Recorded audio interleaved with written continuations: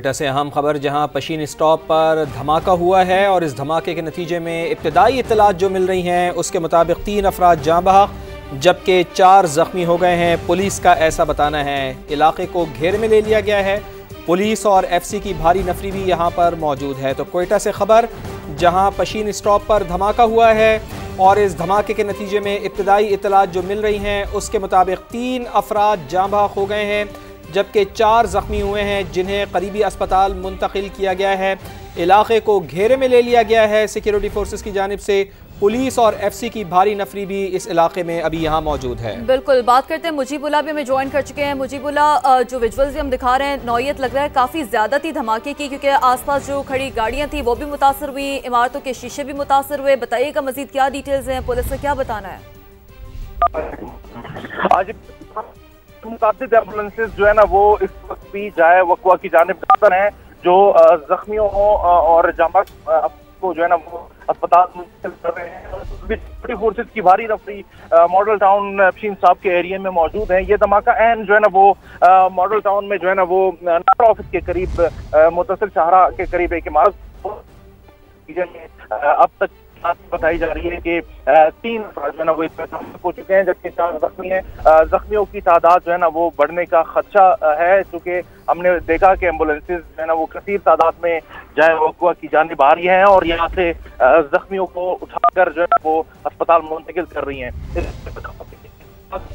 اتنی قریب تھی، اتنی زوردار تھی، قریبی جتنی بھی جو عمارتیں ہیں ان کے شیشے ٹوٹ گئے ہیں اور جو شہر ہے اس میں خوف و ہراس کی صورت پیدا ہو گئی ہے۔ اس وقت کی اطراف جو ہے نا وہ دھماکے کے کارڈن آف کیا گیا ہے۔ ٹھیک ہے، اس علاقے کو کارڈن آف کر دیا گیا ہے۔ مجیب، آپ سے وقتاً فوقتاً ڈیٹیلز حاصل کرتے رہیں گے، فی الحال شکریہ آپ کا۔ اس بارے میں آپ کو آگاہ رکھیں گے۔ ایک اور اہم خبر کہ امریکی صدر ڈونلڈ ٹرمپ نے غزہ میں قیام امن اور تعمیر نو کا 20 نکاتی فارمولہ پیش کر دیا ہے۔ غزہ کو غیر مسلح کرنا، تعمیر نو کو یقینی بنانا، فوری جنگ بندی اور تمام قیدیوں کی رہائی امن پلان میں شامل ہے۔ حماس کے ارکان کو عام معافی دی جائے گی، امدادی سرگرمیاں بغیر رکاوٹ بحال ہوں گی، غزہ کے انتظامی امور ٹیکنوکریٹ کے سپرد ہوں گے۔ ٹرمپ کی سربراہی میں پیس بورڈ آف ڈائریکٹرز نگرانی کرے گا۔ غزہ چھوڑنے کے خواہش مند جب چاہے جا سکتے ہیں۔ اسرائیل غزہ کا کوئی علاقہ ضم نہیں کرے گا، عالمی امن فورس سیکیورٹی کی ذمہ دار ہوگی۔ قابض اسرائیلی فوج مرحلہ وار انخلا کرے گی۔ 2 ریاستی حل کے لیے ماحول سازگار کرنا بھی امن فارمولے کا حصہ ہے۔ غزہ میں جنگ بندی اور تعمیر نو کا نیا فارمولہ۔ نیتن یاہو سے ملاقات کے بعد صدر ٹرمپ نے اپنا 20 نکاتی منصوبہ پیش کر دیا۔ وائٹ ہاؤس سے جاری اعلامیے کے مطابق غزہ کو ایسا علاقہ بنایا جائے گا جو پڑوسیوں کے لیے خطرہ نہ ہو۔ فلسطینی عوام کے مفاد میں غزہ کی ترقی اور تعمیر نو کو یقینی بنایا جائے گا۔ حماس اور اسرائیل متفق ہوئے تو جنگ فوری طور پر ختم ہوگی۔ اسرائیل کی جانب سے معاہدے کی توثیق کے بعد 3 دن کے اندر تمام زندہ اور مردہ قیدی رہا ہوں گے۔ اسرائیلی جیلوں سے عمر قید کاٹنے والے 250 فلسطینی جنگجو اور 1700 عام قیدی رہا ہوں گے۔ ہر ایک اسرائیلی قیدی کی لاش کے بدلے 15 فلسطینیوں کی لاشیں واپس کی جائیں گی۔ ہتھیار ڈال کر پرامن زندگی گزارنے والے حماس کے ہر کارکن کو معافی دی جائے گی۔ جو غزہ چھوڑنا چاہے انہیں محفوظ راستہ دیا جائے گا۔ غزہ میں امدادی سرگرمیاں فوری بحالی، اسپتالوں اور بیکریوں کی مرمت اور ملبہ ہٹانے کے آلات شامل ہوں گے۔ امدادی سرگرمیوں کی نگرانی اقوام متحدہ، ہلال احمر اور دیگر غیر جانبدار ادارے کریں گے۔ امداد کی فراہمی میں حماس اور اسرائیل میں سے کسی کی مداخلت نہیں ہوگی۔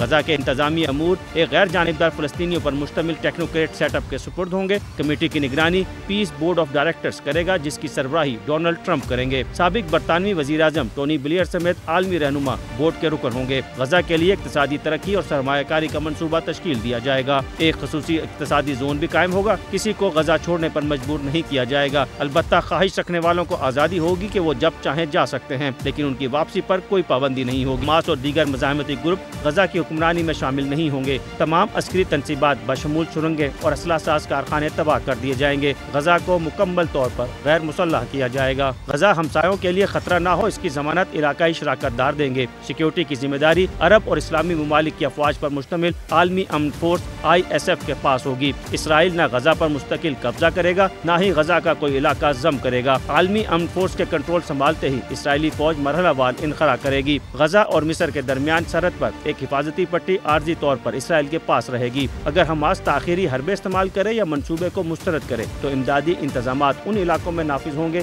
جنہیں اسرائیلی فوج عالمی امن فورس فورس کے حوالے کرے گی۔ فلسطینیوں اور اسرائیلیوں کے درمیان برداشت اور پرامن بقائے باہمی پر مبنی بین المذاہب مکالمہ شروع کیا جائے گا۔ غزہ کی ترقی اور فلسطینی اتھارٹی کے اصلاحاتی پروگرام کے باعث حالات فلسطینی عوام کے حق خود ارادیت اور ریاست کے قیام کے لیے سازگار بن سکتے ہیں۔ امریکہ اسرائیل اور فلسطینیوں کے درمیان ایسا سیاسی مکالمہ شروع کرے گا جس کا مقصد پرامن اور خوشحال بقائے باہمی کے امکانات تلاش کرنا ہوگا۔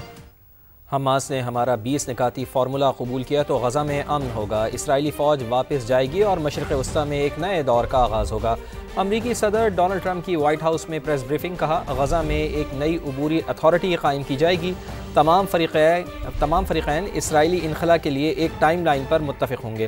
حماس نے معاہدہ مسترد کیا تو نیتن یاہو جو بھی کریں گے انہیں میری حمایت حاصل ہوگی۔ انہوں نے خطے کے ممالک کو ابراہم ایکارڈ میں شمولیت کی بھی دعوت دی، کہا ان کے پاس اب کوئی بہانہ باقی نہیں رہا۔ Accepted by Hamas, this proposal calls for the release of all remaining hostages immediately, but in no case more than 72 hours.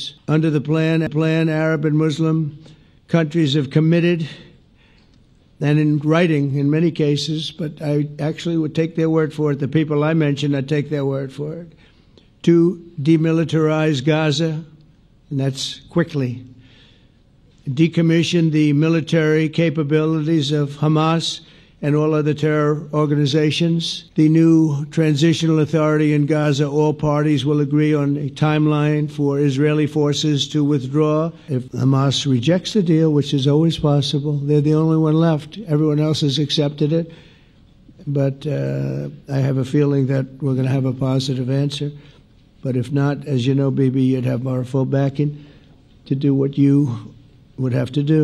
The Abraham Accords show that all countries are better off when they communicate and work together and embrace new opportunities. I hope you guys are going to work very hard to get these other countries in, because now they have no excuse. قطری وزیر اعظم اور mystery intelligence chief نے Hamas کے ساتھ 20 نکاتی غزہ امن منصوبہ share کر دیا۔ منصوبے کا اچھی نیت کے ساتھ جائزہ لے کر رد عمل دیں گے۔ حماس کا ثالثوں کو جواب۔ حماس کے میڈیا مشیر طاہر النونو کہتے ہیں غزہ پر غیر ملکی ادارے کی حکمرانی قبول نہیں کریں گے۔ ٹونی بلیئر ہماری قوم کے لیے ناقابل قبول شخصیت ہیں، فلسطینی ریاست بنتے ہی ہتھیار ریاست کا حصہ بن جائیں گے۔